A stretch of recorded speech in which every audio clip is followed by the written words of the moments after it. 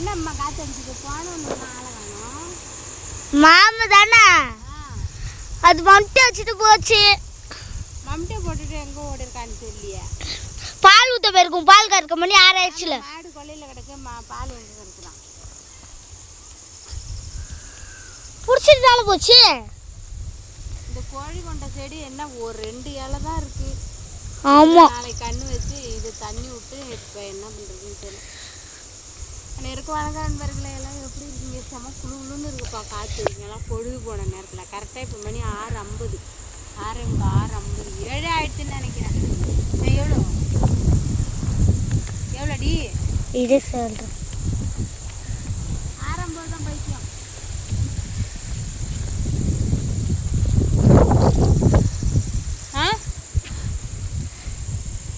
நேற்று வந்து அந்த கொல்லை துளசி ஃபுல்லாக களை வெட்டணும் நண்பர்களே. ஆள் வச்சு எனக்கு கழுத்து வர வழியாக வலிக்குது. களை வெட்டினது 6:41 தான் ஆகுது. சரி 5 நிமிஷம் எக்ஸ்ட்ரா சொல்லிட்டு இப்போ என்ன எனக்கு தூக்காடுறாங்க. 5 நிமிஷம் எனக்கு வந்து 6:50 ஜவ்வு தேய்மானம் 6:41 நம்ம நண்பர்கள் ரெகுலர் பார்க்குறவங்களுக்கு தெரியும். நேற்று கொஞ்சம் நேரம் களை வெட்டினது தான். அதே எனக்கு இந்த ஒரு சைடு கழுத்து பயங்கரமாக வலிக்குது. இன்னைக்கெல்லாம் நான் எந்த வேலையும் செய்யல, ரெஸ்ட்டு தான். செப்பா காதே பூச்சி வந்து கை வேலை தான் செஞ்சேன். வண்டடி தட்டி விட்டுடியே முடியல நம்ம சிக்கிருக்கு. வேற ஒன்றும் எடுத்துட்டியா? இல்லை அதான் மழை வரப்போகுதுன்னு நினைக்கிறேன். காற்று செம்மையா அன்னைக்கு அடிச்சுதான். அன்னைக்கு அங்கே ₹1 கொடுத்தாலும் இந்த காற்று கிடைக்காது. அப்படி கிடைக்காது. காற்று வீட்டுக்கு போவே எங்களுக்கு மனசு இல்லை. எஸ் இங்கே வரது உருளான்னு இந்த தூங்கலான்னு பெருமா இருக்கா. இது வந்து நேற்று துளசி வேலை முடிஞ்சா இப்போ மாசி பத்தில் இது ஃபுல்லாகவே மாசி பத்தில் இருந்தது நண்பர்களே. இது வந்து களை வெட்டாமல் புல்லு அதிகமாகி போட்டு கலாம்படான்னு சுற்றுற புல்லு அதிகமானதும் என் தம்பி என்ன பண்ணிட்டான், ஃபுல்லாக டிராக்டர் விட்டு ஏற ஓட்டி விட்டுட்டான். இது வந்து கொஞ்சம் நல்லா இருந்துட்டு வந்து கொஞ்சம் வச்சுக்கிட்டான். நல்லா இது பச்சையாக இருக்குது பாருங்கள். இது எல்லாமே மாசி பத்தில். இது வந்து இதில் வந்து கோழி கொண்டை நட்டுருக்கோம். கோழி கொண்டைனா சிவப்பு கலரில் இருக்கும். நான் தெரியாதவங்களுக்கு சொல்கிறேன், தெரியாதவங்க யாரும் இருக்க மாட்டீங்க. தெரியாதவங்களுக்கு அது வந்து கண்ணா இப்போ தான் வச்சுருக்கோம். பொறுமையாக காட்டுடி. கண்ணா இப்போ தான் வச்சுருக்கோம். அது வந்து 2 இலை இப்போ தான் தெரியுது. அங்கே நீ கண்ணை துவைச்சு கூடாத. வைக்க மாட்டான் மாமா. போ அந்தாண்ட. இப்போ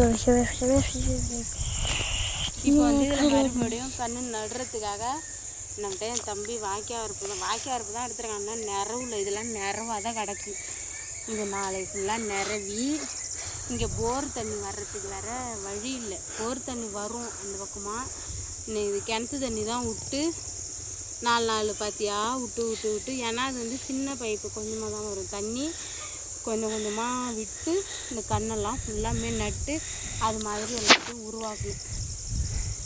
உருவாக்கி அதுக்கப்புறம் அதை வளர வச்சு அப்புறம் அறுத்துட்டு போய் விற்கணும். இப்போதைக்கு நிறைய பேர் கேட்குறீங்க, இப்போதைக்கு கொல்லையில் என்ன விவசாயம்னு கடலை பிடுங்கி கொட்டை பொறுக்கினத்தோட எல்லா வேலையும் முடிஞ்சிச்சு. இந்த துளசி மாசி பத்தில் மட்டும்தான் இருக்குது. வேறு வேலை எதுவும் இல்லை இப்போதைக்கு. கொட்டை பொறுக்கினத்தோடு விட்டாச்சு. நம்மள்ட்ட வந்து சொந்த கொள்ளை தம்பிட்டு 1 ஏக்கர் 2 ஏக்கர் குத்தோ கொள்ளை வச்சுருந்தோம். அதில் ரொம்ப நஷ்டமாயிடுச்சு. அதாலேயே அவன் மனசு வேதனையாகி நம்ம கொள்ளைக்காரங்களுக்கு பணம் கொடுக்குற அளவு கூட விவசாயத்தில் லாபம் இல்லை. அதனால அவன் எந்த பயிரும் வைக்காமல் இருந்தான் ஒரு 2 மாதமாக. இப்போ தான் அப்புறம் கன்று ஆர்டர் போட்டு இப்போ நாங்கள் துளசி கன்று வச்ச வீடியோலாம் போட்டிருக்கோம்ல, அதெல்லாம் அந்த குத்தவ கொள்ளை தான். ஒரு கொள்ளையில் மட்டும் ஒரு கொள்ளை சும்மா தான் கிடக்கு. 2 ஏக்கரும் 1 ஏக்கர் ஒருத்தவங்களோடது, 1 ஏக்கர் இன்னொருத்தவங்களோடது. ஒரே காரங்களுக்கு கிடையாது. அது ஒரு கொள்ளையில் வந்து போர் தண்ணி வசதி இருக்குது. ஒரு கொள்ளையில் நம்ம காசுக்கு தான் இறக்கணும். அந்த ஒரு கொள்ளையில் தான் இப்போ கொஞ்சம் துளசி கன்று ஆர்டர் போட்டு வர வச்சோம். அந்த வீடியோலாம் பார்த்துருப்பீங்க. அது அந்த கொள்ளை தான். இதுதான் இப்போதைக்கு இதுதான் துளசி மாசி பத்தில் தான் நண்பர்களே நம்ம வீட்டு விவசாயம். அதை வச்சு சமாளித்து அதை ஆள் வச்சு களாவட்டி நல்லது கெட்டது பண்ணி அதில் 10 ரூபா எடுக்கிறதுக்குள்ளே பெரும்படா போயிடுது. விவசாயிகள் நிலமை ரொம்ப மோசம். நம்மள்ட்ட வேலைக்கு வர்றவங்கள்ட்ட தான் நம்ம வட்டிக்கு வாங்குகிற நிலமையில இப்போதைக்கு இருக்கிறோம். விவசாயம் பண்ணி விடவும் மனசு இல்லாமல் ஏதோ பேருக்கு வேறு வழியில் விவசாயம் பண்ணியே தான் ஆகணும் அப்படிங்கிறது பண்ணிகிட்டு இருக்கான்.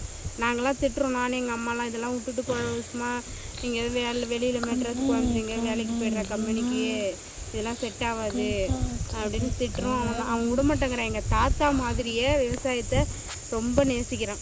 எனக்கு விவசாயம் தான் பிடிச்சிருக்கு, அது என்னோடய வேலை, நான் தான் அதுக்கு ஓனரு, நான் தான் முதலாளி தொழிலாளி, நான் விவசாயம் தான் பண்ணுவேங்கிறான். சரி ஓகே நண்பர்களே, இந்த வீடியோ பிடிச்சிருந்தா லைக் பண்ணுங்கள், ஷேர் பண்ணுங்கள். உங்களுக்கும் விவசாயம் பிடிச்சிருந்தா மறக்காமல் கமெண்டில் சொல்லுங்கள். விவசாயம் பிடிச்சவங்க லைக் பண்ணுங்கள். உங்கள் ஊரில் என்ன, உங்கள் வீட்டில் என்ன விவசாயம் கமெண்டில் சொல்லுங்கள். Okay bye.